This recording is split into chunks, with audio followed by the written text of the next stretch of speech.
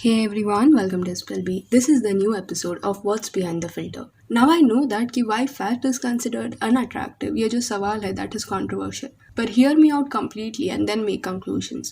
अभी because we have spoken about body positivity before, इसलिए I wanted to clear one more concept with you. कि body positivity and obese positivity is two different things. If the difference is not understood, then obese positivity can be toxic. पहले तो ये समझो कि chubby होना is not being obese. सब अपने life में एक पॉइंट पे चबी होते हैं. If you love food then it is obvious कि तोंद आएगा एंड दैट डजंट मीन कि you're obese. अभी यू माइट बी वंडरिंग कि when a person is considered as obese. So जब आपका BMI that is body mass index account को क्रॉस कर देता है देन इट इज सेड कि जो फैट एक्यूमुलेशन हो रहा है आपकी बॉडी में that has crossed a level जहां से it can cause risk to your health. अभी why fat accumulation is dangerous, understand it. Basic issue if I tell you तो एक पर्सन के नीज पे काफी स्ट्रेस पड़ता है अगर उसका वेट एक लिमिट से ज्यादा हो गया, जिस वजह से चलना फिरना gets hard and painful as well. उसके अलावा सीवियर हेल्थ रिस्क कई है. इस वजह से बॉडी पॉजिटिविटी को obese पॉजिटिविटी के साथ कंफ्यूज मत करो, because other features like skin colour, eyes, lips, nose, ये सब वो फीचर्स है जो हमें मिले हैं, हमें चॉइस नहीं दिया गया था. But weight is a factor which keeps on fluctuating based on our lifestyle. And at times family genes भी एक factor होता है इसमें. अभी understand some people have medical conditions जिस वजह से उनका weight बढ़ता जाता है. तो we are not talking about those people. Because ऐसे लोग in most of the cases are aware of their medical condition and they consult doctors in order to keep their weight in control. यहाँ पे I am talking about those people who mostly go obese due to their unhealthy lifestyle choices, खाना पीना and no workout. अभी when we talk about self acceptance ना तो उसमें भी कुछ रेस्ट्रिक्शंस होते हैं. टॉक्सिक हैबिट्स को आप सेल्फ एक्सेप्टेंस का वर्ड यूज करके जस्टिफाई नहीं कर सकते. इस वजह से कहा जाता है कि obese positivity is toxic. For example, if you keep on having junk food and your weight keeps on increasing and if your family is worried for you and when they come to you and say कि तुम्हें workout करना चाहिए to lose weight, ये सुनने के बाद तुम गुस्सा होकर रिटर्न में ये बोल देते हो कि you're so shallow, your body shaming में बॉडी पॉजिटिविटी पे वगैरह लेक्चर देना शुरू कर दिया तुमने.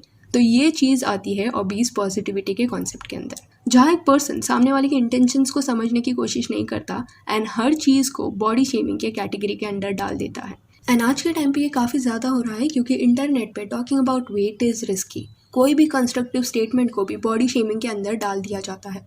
Bullies and actual concern person में डिफरेंस होता है. समझो if a person is drinking too much तो वी टेल देम ना कि how harmful it is.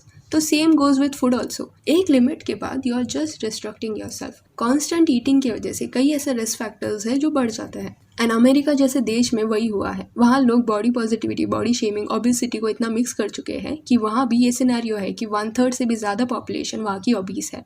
And that is scary क्योंकि वेट के साथ साथ उनके मेडिकल कंडीशंस भी बढ़ते जा रहे हैं. तो talking about weight is okay but making fun of someone's weight is not. Always remember that. ये हो गया एक पार्ट. अभी दूसरे पार्ट की बात करते हैं. इसमें सवाल ये है कि why being obese is considered unattractive. ये समझने के लिए मैंने कुछ ऐसे लोगों के इंटरव्यूज देखे जो ऑलरेडी ये जर्नी जी चुके हैं, जो पहले obese थे, later they worked on themselves and एक हेल्दी वेट उन्होंने अचीव किया. ये सारे इंटरव्यूज में एक चीज़ मैंने कॉमन देखी, जहाँ पे देवर सेइंग कि जब स्कूल में वगैरह हम होते हैं तब इमेच्योरिटी की वजह से दूसरे का वेट का मजाक उड़ाया जाता है. पर एज वी ग्रो वो शैलोनेस कहीं ना कहीं चली जाती है क्योंकि वी ऑल्सो अंडरस्टैंड कि बुलिंग समवन इज रॉन्ग. दूसरा चीज़ वो पर्सन ने ये बताया कि मुझे ऐसा लगता है कि मेरे आउटर अपीयरेंस की वजह से मैं अनअट्रैक्टिव नहीं था, बल्कि मेरा पर्सनैलिटी तभी काफ़ी अलग था and that made me unattractive. क्योंकि मैं ही खुद रोज़ खुद के बढ़ते हुए वेट को देख के नाखुश था एंड इरिटेटेड था. तो मेरे कॉन्वर्सेशन में वो चीज़ झलकती थी. I used to be very rude. मेरा approach towards life was negative and hence मैं लोगों से घुल मिल नहीं पाता था क्योंकि मैं खुद ही खुद को अनअट्रैक्टिव समझता था. So here the message is कि if you are confident in your self and you are not insecure then वो आपके बिहेवियर में दिखता है and that is attractive. But if you are negative and insecure all the time तो आपके आसपास के जो लोग हैं ना वो सेंस कर पाते हैं and that is unattractive. Who would want such energy around them? And weight आपके इमोशंस को भी अफेक्ट कर सकता है. जब अंदर से आपकी बॉडी हैप्पी फील नहीं कर रही तो आपके थॉट्स भी वैसे ही होंगे. इसलिए having a good habit in terms of eating is essential, पर दैट इज डिफिकल्ट. बीच में I was reading this book जिसका नाम था द पावर ऑफ हैबिट. ये बुक सिर्फ आपको कंट्रोल ईटिंग हैबिट्स के बारे में नहीं पता था, but in general in case you want to develop a pattern in which you function then this is a must read, because ये हैबिट्स डेवलप करने में काफ़ी मदद करता है. तो आई वुड रियली रिकमेंड कि द पावर ऑफ हैबिट ये बुक समरी आप कुकू FM पे सुने. कोको एफएम इंडिया का एक लीडिंग ऑडियो बुक प्लेटफॉर्म है जहां पर आपको 1000 घंटे से भी ज्यादा का कंटेंट लाइब्रेरी मिल जाएगा। यहाँ पर आपको ढेर सारे बायोग्राफीज देन ऑडियो बुक्स भी मिल जाएंगे, वो भी आपकी मनचाहे भाषाओं में। अभी ऑफर चालू है कोको एफएम पे, अगर आप स्पिल50 ये कोड यूज करते हो तो आपको 50% ऑफ मिलेगा, यानी कि साल भर की कॉस्ट आधी हो जाएगी। कोको एफएम की पूरी ऑडियो लाइब्रेरीज आप एक्सेस कर सकते हो सिर्फ 199 रुपीज में, नहीं तो इट इज 399, बट स्पिल50 कोड से आपको फ्लैट 50% ऑफ मिलेगा और ये कोड बस फर्स्ट 250 यूजर्स के लिए वैलिड है। देन अभी जाते हैं थर्ड पार्ट पे and then we will talk about Bollywood also. So सवाल इस पार्ट में ये है कि why a person doesn't want to date someone who is extremely overweight. तो ये समझने के लिए I read few papers on laws of attraction and how we select our life partners, and most of the papers में यही mention किया गया था कि सर्वाइवल एंड रिप्रोडक्शन ये दो बेसिक थॉट्स हमारे सबकॉन्शियस माइंड में चलते रहते हैं जब we are profiling a person कि ये मेरा पार्टनर हो सकता है कि नहीं। बाकी जो भी चीज़ है जैसे हेयर का कलर, आइज का कलर, वो सब सेकेंडरी है। तो ऐसा क्यों, ये समझने के लिए we have to go back in time.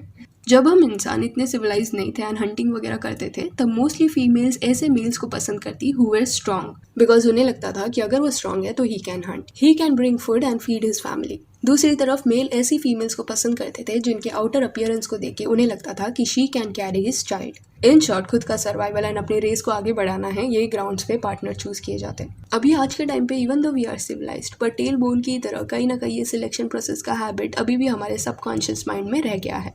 Mostly हम लोगों को उनके लाइबिलिटीज एंड बेनिफिट्स के एस्पेक्ट से जज करते हैं। Obviously while doing that you won't say all these things out loud, but that is the fact. You want a partner जिसके साथ you can have a good life. अभी good life को तुम कैसे डिफाइन करोगे? हैप्पीनेस से, then no medical conditions via, and और भी कई चीज़ें इसमें आती है। तो जब हम एक पर्सन को देखते हैं जिसका लाइफस्टाइल अनहेल्दी है, जिसे स्मोकिंग या ड्रिंकिंग का आदत है, तो कहीं ना कहीं वी नो कि लॉन्ग रन में this all will affect that person somehow, and if we choose him और हर एज पार्टनर तो हमारे लाइफ पे भी ये चीज़ का इम्पैक्ट होगा। इसलिए वी स्किप डेटिंग और falling in love with them. Again, let me clarify here, I am talking about people with extreme obesity and not about people with curves. Don't mix it. And Bollywood में भी ये pattern देखने मिल रहा है। वहाँ सिर्फ obese नहीं, but थोड़ा भी अगर कोई पर्सन फैट होगा तो उसे unattractive कंसिडर किया जाता है। Skinny और you can say perfect figure actors and actresses are only casted. चलो मेल्स को थोड़ा इस सिनेरियो में छूट मिल भी जाता है, एब्स नहीं होगा या थोड़ा तोंद वगैरह होगा तो लेट गो किया जाता है। पर for females this industry is brutal, you just can't have तोंद। थोड़ा ज़्यादा कर्वी अगर आप हो गए तो मोस्ट केसेस में you are not selected.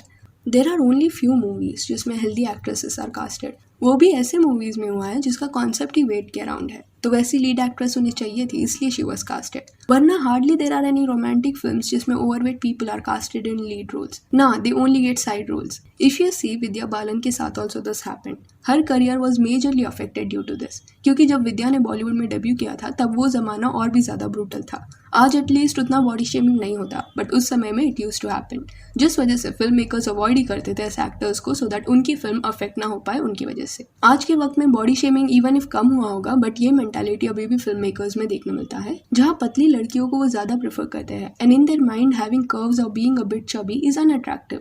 And I feel cinema जो है ना, be it in any country, plays an important role in influencing people's mindset. Sonakshi Sinha, Parineeti Chopra, then Zareen Khan जैसे actresses were openly shamed for their weights, and ये trollers ने किया था। पर इतने सालों से क्योंकि सिनेमा यही दिखाते आ रहा है कि beauty means having perfect figure, इस वजह से नॉर्मल इंसान भी अपने फैंटेसी में यही एक्सपेक्टेशंस रखता है कि उसकी लवर भी वैसी ही दिखेगी। वहीं अगर फिल्मों में वेरिएशंस दिखाएंगे, अलग अलग बॉडी टाइप्स दिखाएंगे, तो ये चीज़ भी नॉर्मल हो जाएगी कि हर फीमेल का आर ग्लास फिगर नहीं होता एंड हर मेल के पास 6 या 8 पैक्स नहीं होते। एंड समवेयर जब भूमि पेडनेकर एंड विद्या बालन जैसे एक्ट्रेसेस के फिल्म्स हिट होते हैं ना, तो अच्छा लगता है, because they are breaking this kind of stereotypes जो फिल्म इंडस्ट्री में इतने सालों से चलता आ रहा है। And it should happen also because everyone in this world is not skinny, and अभी की generation is very much aware कि what is actually happening in Bollywood. Even if ये फिल्म मेकर्स का इंटेंशन होगा भी नहीं लोगों का ब्रेन वॉश करने का, पर जब for years and decades such information is given out कि ideal women looks like this, then slowly brain wash लोगों का होता रहता है। अभी देखा जाए ना तो कुछ डिकेड्स पहले के सिनेमा में एंड अभी के सिनेमा में डिफरेंस आया है, तो ग्रेजुअली चेंज आ रहा है, but change is still slow. Different body types and skin colour needs to be normalized by cinema. Heroine सिर्फ एक फेयर परफेक्ट फिगर वाली लेडी नहीं हो सकती। This message needs to be given out.